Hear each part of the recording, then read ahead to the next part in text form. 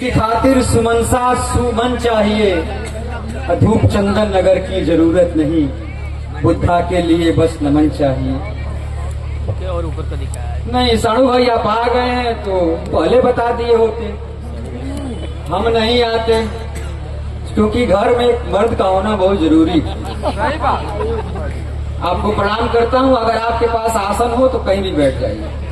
डार्विनवाद के अनुसार अगर आप अपने अंगों का प्रयोग नहीं करेंगे तो वह अंग धीरे धीरे लुप्त हो जाएंगे, इसलिए आपके पास जो भी अंग है उसका आप भरपूर प्रयोग करिए, नहीं तो लुप्त हो जाएंगे तो फिर आप हमें दोष मत दीजिएगा, तो उसमें डार्विन का कोई दोष। आइए अब मैं सिवान की धरती पर चलता हूँ। हमारे सामने बड़े भाई संतोष जी बैठे हुए हैं, उनको मैं प्रणाम निवेदित करता हूँ। बड़े बगल में हमारे कहाँ हैं अध्यक्ष जी लटिया महोदय आयोजन समिति गए।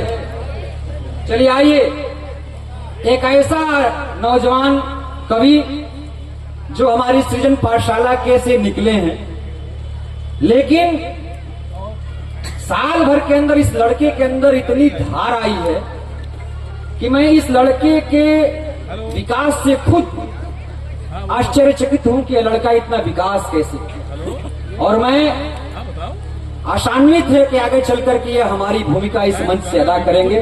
एक बार जोरदार तालियों के साथ सिवान से चैन मौर्य, इनके अंदाज कैसा होगा सुन लीजिएगा। दो पंक्तियां इनके लिए मैं कहना चाहूंगा कि राह के पत्थर को चकनाचूर होना चाहिए, राह के पत्थर को चकनाचूर होना चाहिए, बार चाहे एक हो भरपूर होना चाहिए,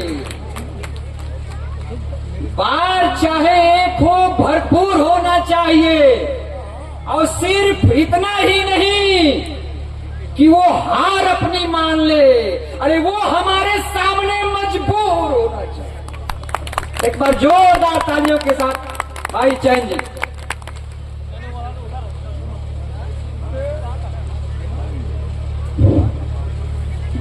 सबसे पहले लटिया महोत्सव के इस ऐतिहासिक मंच से दूर दराज से पधारे हुए हमारे राष्ट्र प्रेमियों और धर्म प्रेमियों को सादर नमो बुद्धाय जय भारत करता हूँ। साथ ही साथ मंच पे उपस्थित हमारे सैक सृजन पाठशाला के कविगण को अपनी ओर से शाब्दिक प्रणाम करता हूँ। आइए, कविताओं की सिलसिला शुरू हो चुका है, सीधे कविताओं पे चलते हैं। कहना है, सम्राट की अवधारणा को मैं तो समझा न पाऊंगा, सम्राट की अवधारणा को मैं तो समझा न पाऊंगा, सम्राट की अवधारणा खुद सम्राट ही समझाएंगे।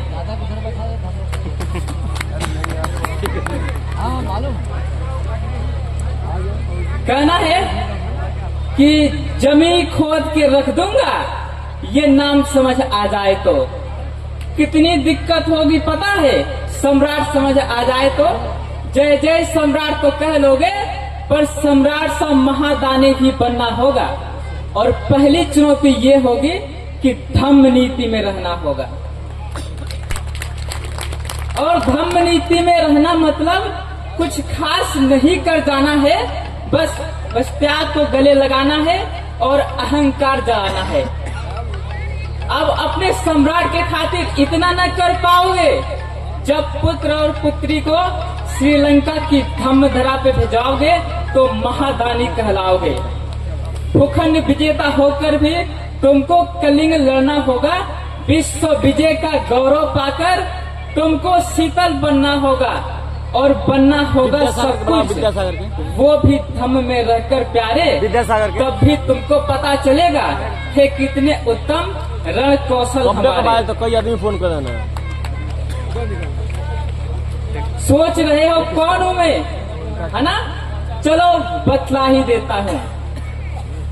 अरे तुमने ही तो नाम दिया था, मैं अशोक राजपथ कहलाता हूँ, नया नया हूँ यहाँ पे, वैसे न किसी को देखा है, वैसे तो हूँ मौर्य काल से, मुझे प्रिंसेप ने भारत भेजा है। कि भाई बात वहां तक फैल गई है, बात वहां तक फैल गई है कि यहाँ सम्राट विजयोत्सव होने को है, कि कलिंग से जम्बू द्वीप हुआ राज्य ये सुना है महाराजा अशोक जी आने को है। बड़े भाग्यशाली हो आप सब।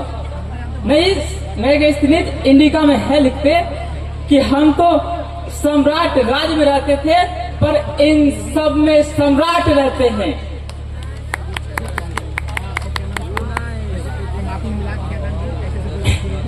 बड़े भाग्यशाली हो तुम सब, वाह।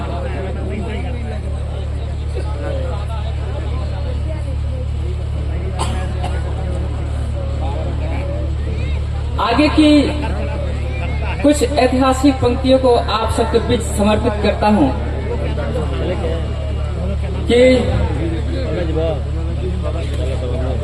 सम्राट से मिलना है ना, सम्राट से मिलना है ना तुमको, तो निश्चित खंडहर जाना होगा, पर उससे पहले जमी खोदकर सम्राट को बाहर लाना होगा। जय जय सम्राट। और हाँ, लटिया का ये अंतर्राष्ट्रीय महोत्सव है, कोई कसर नहीं, सब खूब मनाना। धम्म गुरु है मेरे आने वाले, पथ को उनके खूब सजाना। वो भारत में कोई रह सके, मुझे उनको लेने जाना है। अच्छा, तो फिर कविताएं समाप्त करते हैं। हमें भी लटिया महोत्सव का आनंद उठाना है। जय जय सम्राट। बहुत शानदार, अच्छा प्रयास।